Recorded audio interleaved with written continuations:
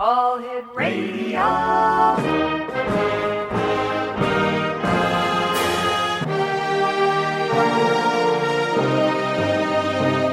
Welcome to the X Zone, a place where fact is fiction and fiction is reality. Now, here's your host, Rob McConnell.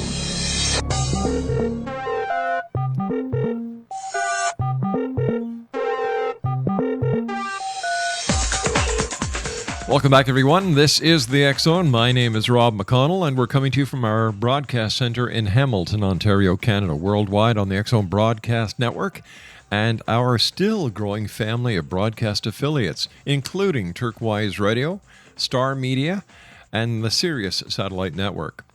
1-800-610-7035 is our toll-free number. Email xzone@xzoneradiotv.com, on MSN Messenger, MySpace, Facebook, and all the other social media sites, X Zone Radio TV, and our main site, www.xzoneradiotv.com. Here's a question for you, X Zone. Was Jesus part extraterrestrial? Well, my guest this hour is going to offer us proof from the Bible itself. Now, from the first time humans gazed into the night sky, they have wondered if something or someone lives beyond the moon and among the stars. In that vastness, are there other beings, and are they aware of it? Well, according to my guest this hour, Catherine Rozek, who found the answer to the question in a surprising place, the Bible. Studying the ancient text with a 21st century perspective, Jane determined that if God is from the heavens and not from earth, then God can actually be defined as extraterrestrial. Joining me now from her home in beautiful Kelowna, British Columbia, is Catherine Rozek. And Jane, welcome to the X Zone. Thank you. Thank you, Rob. Tell me about the spiritual awareness that you had that started you on this very fascinating quest. I was one of the privileged few to be one of the last homesteaders in the wilderness of BC, central BC, and I really needed some power to exist and survive, protect my family. So I decided I would check into this Christianity business and started reading the Bible. But I read it without any church backing or church direction. So what I read really said a lot of different things than what I was raised as a Christian. What did you find so different from your upbringing to now reading the Bible on your own without any assistance from an organized religious organization?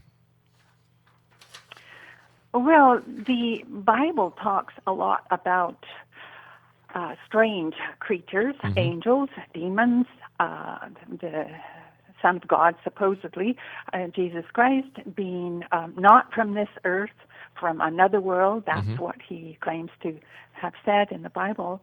So you have to start thinking from an outer space source of information. The heavens, for example, I mean, you hear about, God's from heaven, Jesus Christ came down from heaven. Well, what does heaven mean? Heaven has to mean the outer space because that's above us, right? So you start using the terms in the contemporary 21st century, and it gives you a whole different storyline to that best-selling book. I agree with you in premise, but the existence of God, angels, or demons has yet to been validified or validated. So how can we take a speculation of existence to mean that these people, God, Jesus, were actually extraterrestrial? How do we get from fiction to fact? Well, sometimes fiction seems to be more clearly received than fact. The Bible has a lot of people totally against it and totally not in believing anything, or that it's just fable. And yet, when we look at the terms, well, then we can. I mean, even when you say that heaven is out there above us, and that Jesus Christ came down to it, well, that makes it extraterrestrial by the very definition of the term. So heaven is another contemporary word for the outer space. In theory. Because, once again, there is no proof that heaven exists. There is no proof that hell exists except the lifetime that we have here on this planet. Stand by. You and I have to take a commercial break. We'll be back in 2 minutes.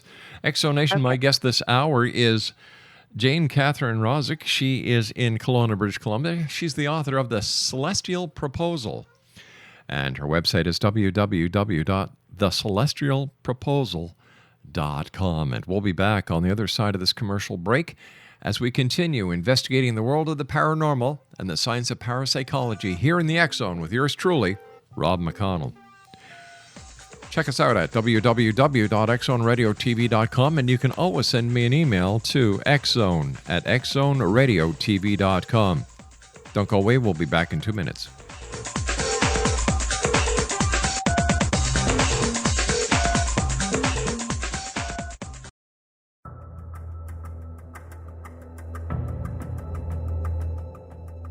Modern Esoteric, Beyond Our Senses by Brad Olson, consummates the lifeology story about where humanity originates. It is the lost continents, the primitive wisdom, the mythos of creation, and the rethinking of ancient history as we are taught in academia. There is much more to the story than what we have been told. As this is the first book in the Esoteric series, Modern Esoteric starts at the beginning of time and accelerates up to this modern age. Future Esoteric is book 2 in the series and takes a forward-looking position ahead of today with an open and honest examination of the ET issue and various unexplained phenomena. To discover the writings of author Brad Olson, visit www.bradolson.com. That's www.bradolson.com.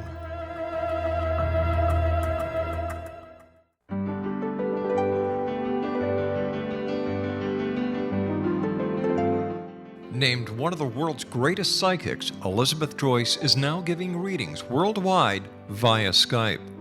Elizabeth Joyce is recognized for her clairvoyant ability to help find missing persons, her analysis of dreams, past life regression work, mediumship, and her accurate predictions. Elizabeth has been a frequent guest on the X Zone radio show with yours truly, Rob McConnell, now for several years. For an appointment with Elizabeth Joyce, call 201-934-8986 or Skype at elizabeth.joyce.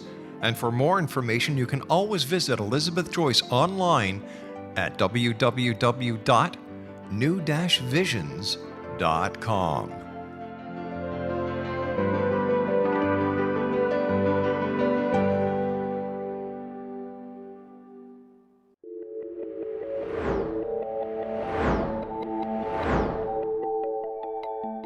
Do you have a dis-ease that you would like to alleviate through a natural means? Have you been contacted by angels, ghosts, or even extraterrestrials and want to validate these experiences? Or would you simply like to speak with someone who can help you find your life's purpose? I'm Dr. Joseph Mara, and I'm offering my services free of charge for first-time clients contacting me during the month of April.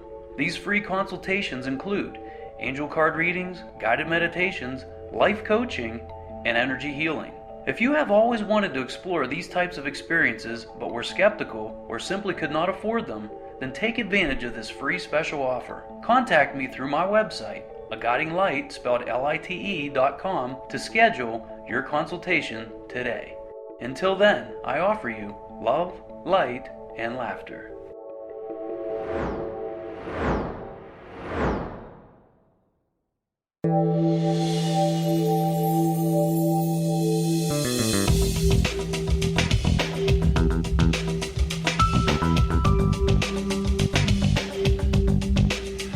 Welcome back, everyone.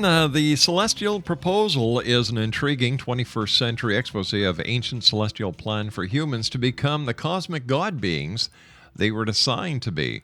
Now, my guest this hour is the author of the book, Jane Catherine Rozek, and she strips away the trite religious terminology to put forward a stunning new way to answer the basic question of life. Who are we, and what are we doing on this planet? Her website is www.thecelestialproposal.com. Now, when we take the Bible that was written so many years ago, it's been translated so many times, how do we know that we're not just looking at a group of writings that people who had no knowledge of science, physics, astronomy, or any of the other established sciences wrote something to try and figure out what life was all about? If you take the Bible as a book, you can decipher it into main characters, antagonists, protagonists, a storyline even. And the Old Testament would be maybe book 1 in the series, and the New Testament would be book 2. So I believe that we are living in book 3, where the main gist of the story, and bear with me with this, because even if you don't believe in Christianity or have any higher power source in your own life, if you look back in history and you see that that all these men who wrote the Bible over a long period of time, they're all recording something that's very unique in their life, and recording it because they have seen something spectacular, something supernatural. Or something they just couldn't understand. Or something they couldn't understand and tried to explain it to themselves. So if you take all those books of this in the series, you can see a storyline.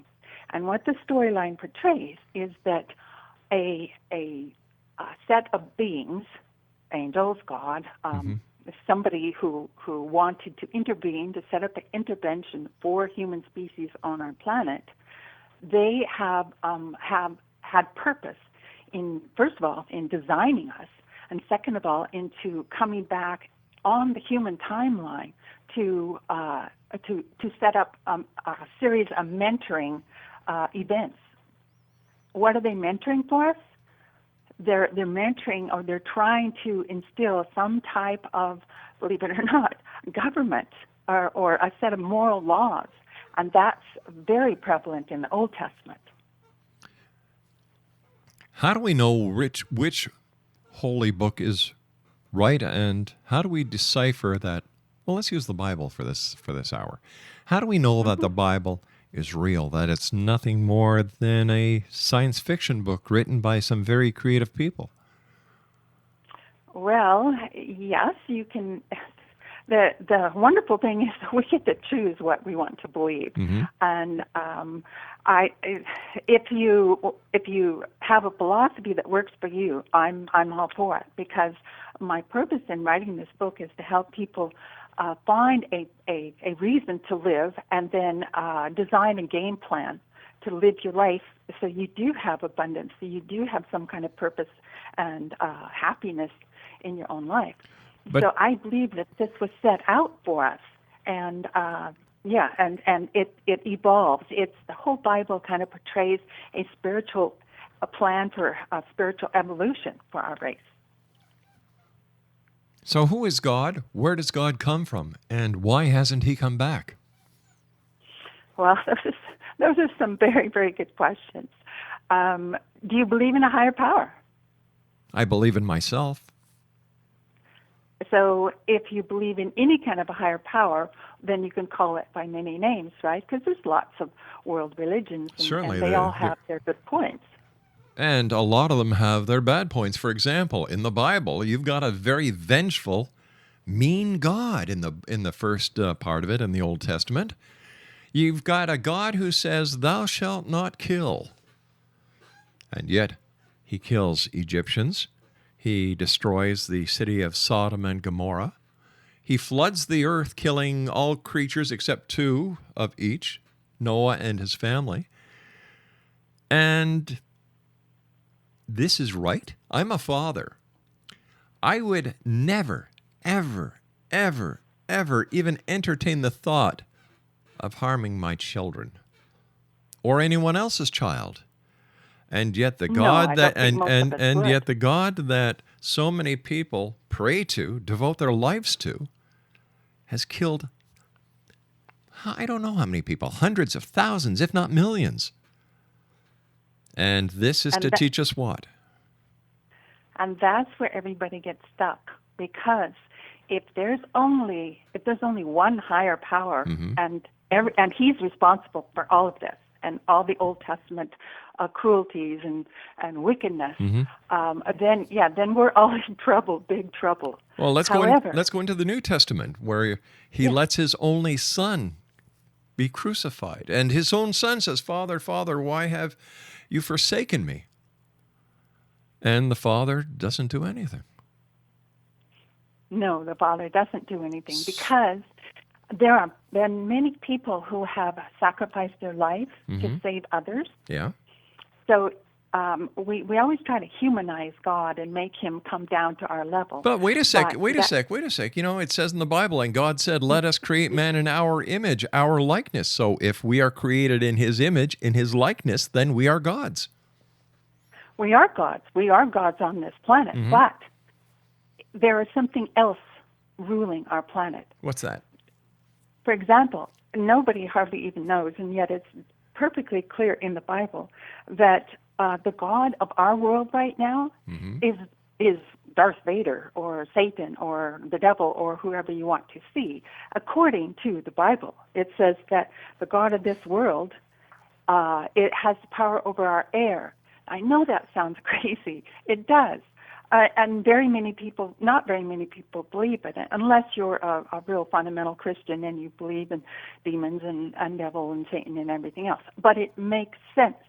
Why else is our world such a mess? And it is. Well, the reason there is a mess is because the reason that it is a mess is because we humans are not perfect. That's right. It's called the human factor. And if there is a God, and if there are spacemen out there, and if we are descended from the stars, why don't they come here, show themselves, and help us fix it all? I think that they respect us and that they want to empower us with spirit, which is now in our world, and they are waiting for for the point where we say, okay, we don't want to do it our way anymore. We're like rebellious children. We're like rebellious God teenagers, and they're waiting for the place and time on our human timeline where we say, okay, we tried. We don't know how to do it as good as the extraterrestrial gods. So we want to have your government. We want your system of laws, and we want it down on earth here. And that's part of the storyline in the Bible. Well, let me ask you this. Let me ask you this. With all the millions of people who pray to this deity, and we're just talking about one God, we're not talking about all the other religions that believe in other gods. Which may be the same. Well, maybe. They may not exist at all. None of them. How come there is nothing being done to show anyone that these millions of people who are so desperate and are begging for intervention of a spiritual kind or God to do something, the second coming of Christ, and yet nothing's happening? How come? Well, nothing's happening maybe in your mind or some of the listeners' minds, but others have heard of amazing things happening. Such as? Africa has so many miracles happening right now that it's unbelievable. And anybody can test God. Anybody can prove that God exists. Well, all right. Prove to me that what's going on in Africa are miracles. What kind of miracles? Well, personally, I have seen miracles myself, small miracles, but I have missionary friends who have raised somebody up from the dead, and it's not that big of a deal over there to use spiritual powers to manifest things or to influence your life or to help your family. Let me ask you this. The people who are raising the dead, are they good or are they evil? I think whoever has that kind of spiritual power has a connection to something greater than themselves, and that they can link into it. There's many analogies of God, but look at the World Wide Web. Okay, so if there's a higher power flowing through that individuals can link into to do good things in their life or to help other people, well then it's all on a spiritual realm that they connect into. But you're looking at it one way. I see the web as being the largest septic tank or a cesspool that man has ever created. I think that the internet, when used by the wrong people, can do a lot of harm. When used by the wrong people, or if you have a connection to the wrong station, if there's a source of God that people can connect to, a power that they can connect to, then there must also be a source of negativity. Some people have told me that it's like tuning in to either a negative source or a negative, greedy, selfish, cruelty source of emotional power, or a godly source where loving your neighbor and loving that higher power more than anything else results in a whole different set of celestial laws to live by. Stand by. You and I have to take our news break at the bottom of the hour. Exo Nation, my guest this hour is Catherine Rozek. She's the author of The Celestial Proposal. The website is www.thecelestialproposal.com. If you'd like to send me an email, xzone@xzoneradiotv.com. Our website is xzoneradiotv.com. And I'd like to welcome WPBNTV.net to our growing family of worldwide affiliates. My name is Rob McConnell. I'll be back on the other side of this commercial break with the news right here in the X Zone. Don't go away.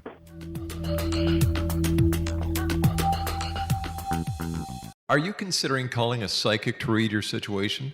Then consider David Champion, a psychic medium for more than 20 years with thousands of readings under his belt. David Champion will make you feel comfortable. He has proven to be honest and accurate. He's a straight shooter. There's no guesswork. What he sees is what you get. While he is a medium, most of the calls focus on relationships, not only love, but work, school, neighbors, and more. Need help with finding a job and preparing for the interview? Are you dealing with people who are obstacles in your path? For more information, go to davidchampion.com, $1.50 per minute paid by credit card with a minimum of 30 minutes. For your reading with David Champion, call 1-877-702-8598. That's 1-877-702-8598.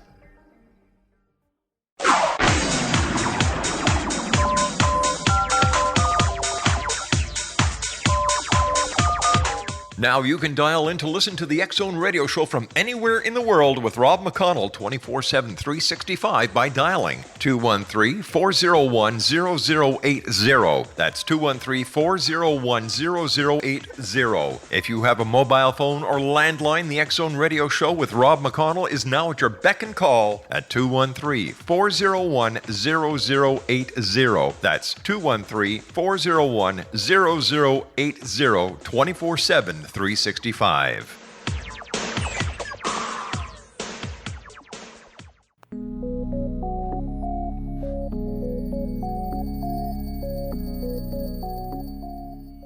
Hi, this is Elizabeth Joyce with Stargazing for the X Zone for the week of April 28th. The sun will look like a ring of fire above some remote parts of the southern hemisphere on Tuesday during a solar eclipse, but most people around the world won't get a chance to see it. Whereas lunar eclipses occur when there's a full moon, the solar eclipse only happens during a new moon. Half the world saw the blood moon lunar eclipse during the full moon of April 15th. Tuesday's eclipse will occur when the moon is closest to its farthest distance from the Earth, making it too small to cover the sun completely. The resulting effect looks like a ring of fire called an annulus, and that appears as a silhouette around the moon. Remember, when there's a new moon, there's no moon at all. The worldly application of a Taurus solar eclipse is to help you get in touch with your core values. It blocks out personal ego desires to go right to what your inner spirit wants to manifest. The opportunity is to bring higher values and greater beauty into your life now. The new moon and solar eclipse on Tuesday may send the world into a mild tizzy. Watch North Korea and the Ukraine for major upsets with government. But you will get another opportunity to consolidate whatever advantages you have gained over the past few months. A Taurus new moon is excellent for putting practical effort into your needs and desires. Health and wellness options get a boost early in the week, perhaps prompting you to consider a new diet or exercise routine. There's also positive news on the work front, as changes can mean a boost in earnings or a promotion. If you've been applying for a new job, you may get some good news. Later, Venus glides into Aries, which brings romance and pleasure. Look, your love life is looking much livelier. Enjoy a few social outings. It might help take your mind off some more stressful matters. Perhaps you want to make some changes in your home, new furniture, paint, whatever. Whatever comes your way, you'll probably put a lot of energy into it, so focus and accomplish what you want. Because there's lots of planets in unmovable signs, Taurus and Scorpio, as May opens on Thursday, be careful of stubborn my way or the highway thinking. Warrior Mars is still retrograde until May 19th. Consider what is dead in your life and needs to be released. Know that your highest path is shown if you go into your inner self to seek direction. Continue with hard work early in the week, and then make time for a variety of fun as the month of April ends under a Gemini moon. Gemini wants to keep things on the move, talk to a lot of people, and does not get bogged down in any one thing. Enjoy May Day and the Kentucky Derby on Sunday. Time to plan for some summer fun.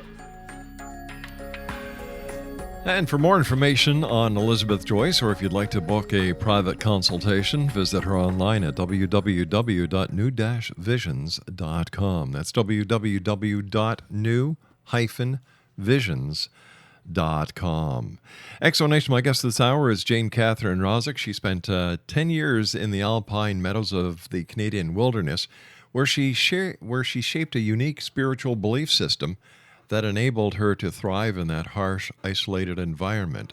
Challenged by necessity, she learned how to activate faith as a creative force that can actually change reality. Now, how did your faith change your reality? I was pitted up against a lot of dangerous situations out in the bush. So I learned how to rely on that power to give me courage and to do some amazing things. So we had grizzly bears and a lot of dangerous and 40-degree below zero weather. This was something I tested and I tried. The second half of my book talks about implementing that kind of power and how to activate it. I'm trying to get a grip of the book and what you're doing and why you're doing it. Are you trying to bring on a new version of an old-time religion? No, I'm trying to prepare people that maybe that old-time religion is actually going to intercede with us in the future.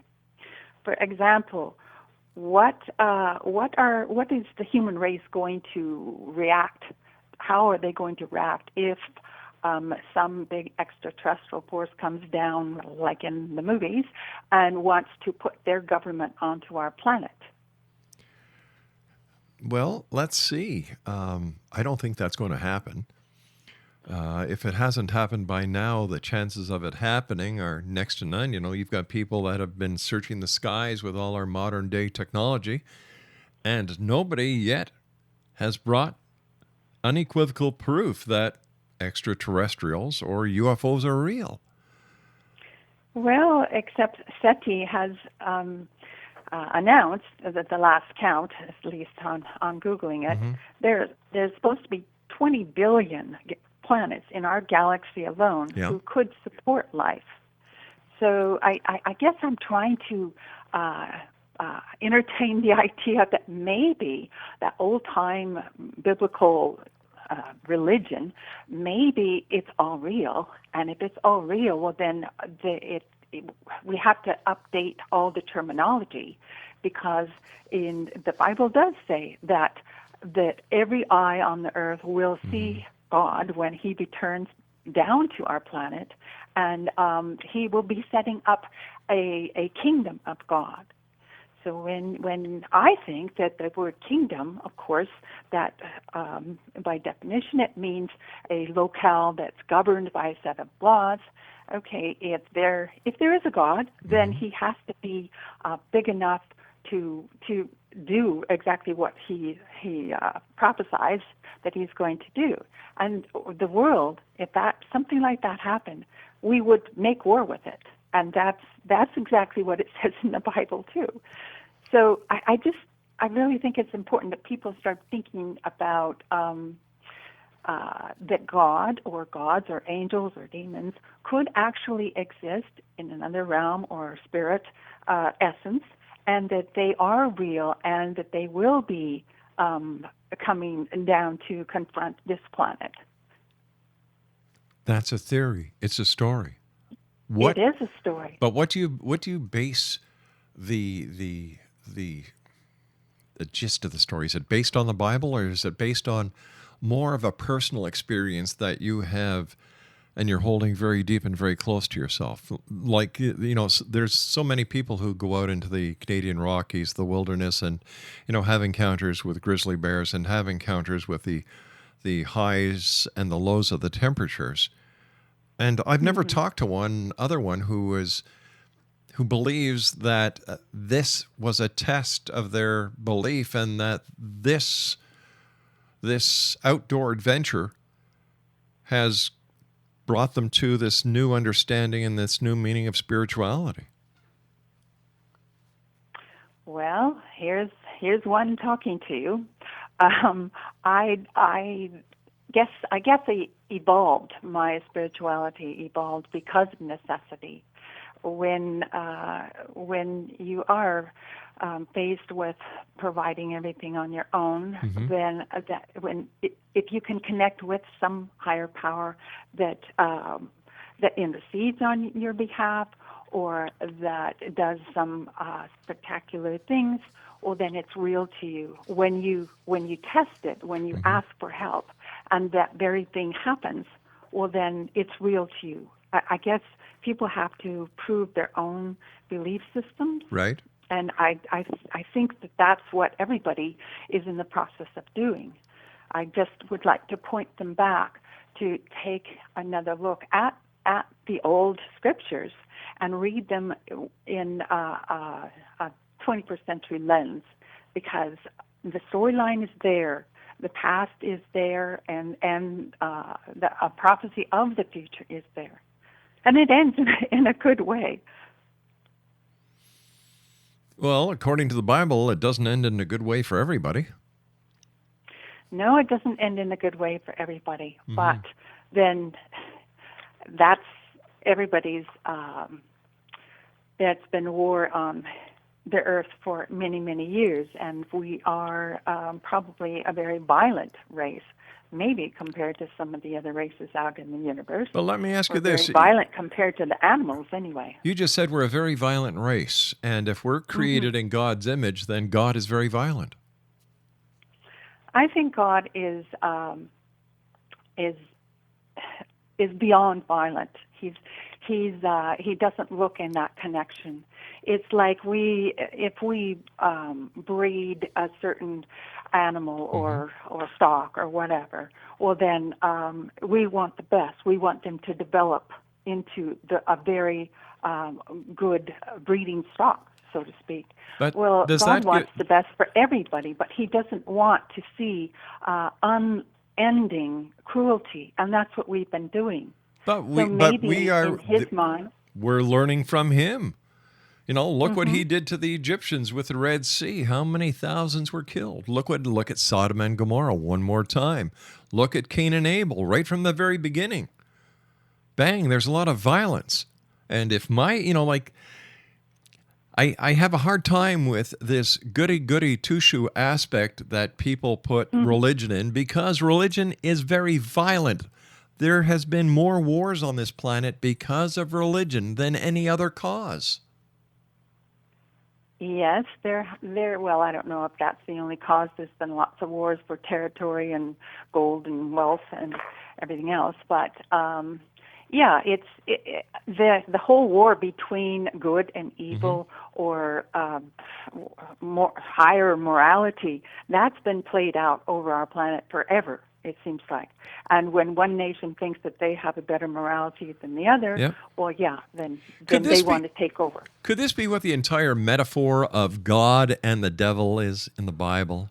That God is the metaphor for goodness and the devil is the metaphor for evil, and one cannot exist without the other, because this is a binary existence we're in. You have up, down, you have left, right, you have 0, 1. Could it be that the Bible itself is saying, hey, there's good and bad in everything, you figure it out? Well, I think it does that. I mean, we can personify it and give it names, but yeah, you're right. There is a source of evil and there's a source of goodness, and maybe it helps in certain religions and certain eras to personify them. But the fact that there is that dichotomy, and agreed in a way, if there wasn't any evil at all, then we were designed to be gods on this planet. If there was no evil, how would we grow? How would we develop anything out of our choices? It would be more like we had been created by robots. Well, what it seems to me is that we have been created by God so that they have some amusement. We're puppets. Because they, according to so many people I've spoken to over the 22 years doing this show, we are spirits in a physical body.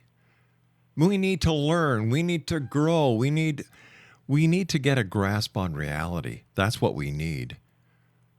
It's not a matter of going to your favorite place of worship, getting on your hands and knees, and wishing and praying and. So many people are let down by religion. I know they are. They are. And if it's whether it's the Bible or any other religious book, I feel, and this is why I take this attitude, because I see so many people who are getting hurt, so many people who are at the end of the totem pole, at the bottom of the pile, and yet God bless them. They try so hard. And they're the people who get the least of it. So they are the people. So where does religion actually pay, or not pay, but give kudos to these people who, gosh, for the majority do so much and get so little in return? Well, it would be very sad if that was all there was. But if you take the lifespan of everybody and you look at it from another perspective, that maybe we're in a boot camp here. Maybe we're here to develop some kind of spiritual maturity. And maybe all the hardships on this planet would be the lessons or the obstacles that we can learn from. Or maybe we're just a biological unit that is born and dies, because in our existence, the moment we're conceived is the moment we start to die. That's a cruel reality of life. And wouldn't it be horrible if we all had immortal life now and we continued this cruelty and horrible situation and chaos on our planet forever? Is it possible that we were not given immortality? Maybe we don't need religion anymore. Maybe religion should be wiped away. That we should give more faith to human beings and less faith to unseen gods or deities or the second coming, or when you die, you go to heaven. Maybe we should just abolish all of that and say, you know what? Let's take responsibility for our own good things and our own bad things. Instead of saying, when something bad happens to you, God, why have you forsaken me? Or the devil made me do it. Take responsibility for your own actions and say, you know what? I screwed up. I'm sorry. But we don't, because we use religion as an scapegoat. Whether it's good or whether it's bad, religion is an scapegoat. And I think that in order for us to progress to the next evolutionary stage, we have to take a good look at religion and say, maybe we've outgrown you. Maybe we know now that Santa Claus isn't real. The Easter Bunny isn't real. The Sandman isn't real. The pumpkin doesn't rise out of the Cabbage Patch on Halloween Eve. Maybe we need to grow up inside before we can evolve any other way. Maybe? I think that religion has definitely been outgrown and served its purpose the way it has been presented. The Old Testament was done away with the New Testament. All right, stand by. I've got to take my final commercial break. We'll be right back. www.thecelestialproposal.com is the website. My name is Rob McConnell. We'll be back on the other side of this break. Don't go away.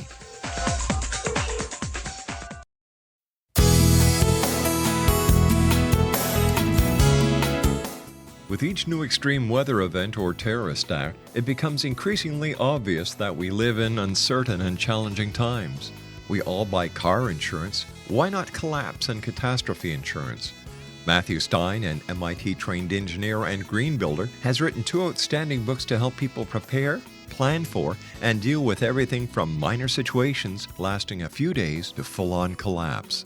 Matt's first book, When Technology Fails, is a manual for self-reliance, sustainable living, and surviving the long emergency. This massive book covers the gamut from first aid and emergency preparedness to alternative healing, renewable energy, primitive living skills, and 18th century technologies that could be critical to your comfort and survival in a long-lasting crisis.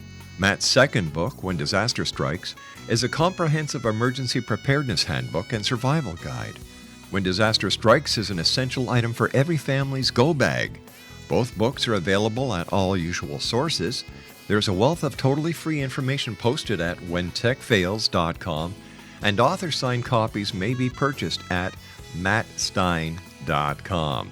That's www.whentechfails.com and www.mattstein.com.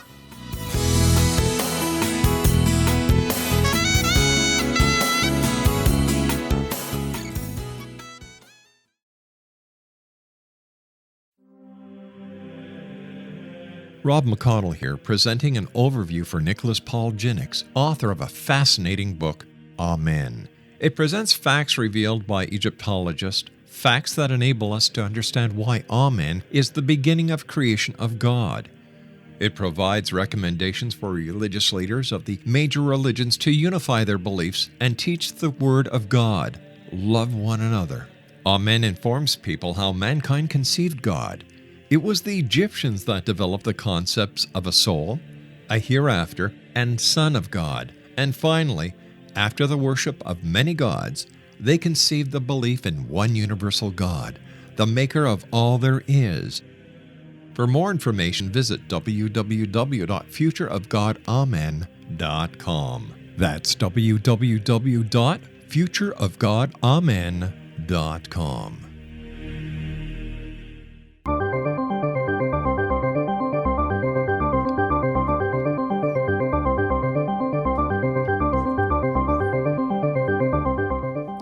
Explanation, Jane Catherine Rozek is our guest this hour. She's the author of The Celestial Proposal. Her website is www.thecelestialproposal.com.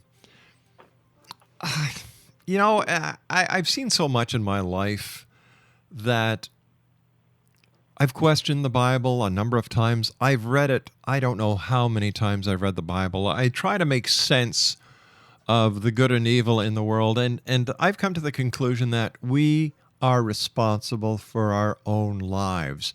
And when people want to take faith into a deity who says, thou shalt not kill, and yet that deity, that father, contradicts himself by doing exactly what he says shouldn't be done. And if we're all his children, man, I don't want him in my family.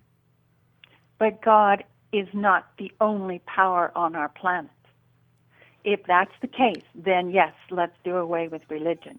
But if there's a negative force who does not want us as human beings to get immortality, to join the God kind. I don't want to be immortal. I don't know very many people who want to be immortal. Well, then you probably won't be. But that invitation, and that's why I call my book The Celestial Proposal. It's a proposal that we as a human race join extraterrestrial gods in their celestial morality, in their type of government. And that's why it talks about the kingdom of God coming down to our planet. That is an interpretation. Like you Yes, can fit the Bible into any story you want. That's one of the greatest things about the Bible. Yeah, you can read the Bible and make it say whatever you want. Yes, you can. Yeah, but if you take the whole storyline, there's a purpose, there's a plot, there's a climax, and we are at the very edge of that climax because yes, this is the first generation where we could annihilate the whole race with nuclear warfare. So we're at the climax of the story, and something is going to happen really, really soon. So you think we're in the end days? The Book of Revelations? Well, look at the climate changes. Look at the way we're polluting our planet. I think that we are closer than we've ever been before because of these things, because we can destroy everything. We can destroy our whole planet. So do we need to be saved? Yeah, we still need to be saved. Our planet still needs to be saved. So who's going to save us? Who's going to save us? Well, hopefully, for those that want to believe or dare to believe, there must be some kind of extraterrestrial or heavenly power that is watching this whole situation and will rescue us, at least save the planet. So you believe that the UFOs are going to come from the sky, the mothership, and it's going to sweep the good people away, and those like me will be left here to our fate of doom and gloom? I believe that people who really want something after they die, who perceive that, hey, this life is pretty fantastic and pretty special, but if there's anything better after that, wow, I want to take part in that. I want to learn about that. I want to align myself with those higher extraterrestrial or heavenly powers so that I can be a part of something greater than what is even on this earth. Or, geez, you know what? I can't face reality. I can't accept my own failures, my lack of success. I can't... I can't admit to being wrong. I have to blame a deity, good or bad. And you know what? I'm going to stick my head in the sand, and I'm just going to say the extraterrestrials are going to come and save me. I don't think it's going to work like that, personally. If you take accountability for your life, that doesn't mean that somebody has to, that your life is meaningless. It means that you are maturing. I mean, even as our own children, when they start taking accountability for their actions. I'm sorry, we have to go. We've run out of time for tonight. www.thecelestialproposal.com. I don't buy it one bit. We'll be back on the other side. Don't go away.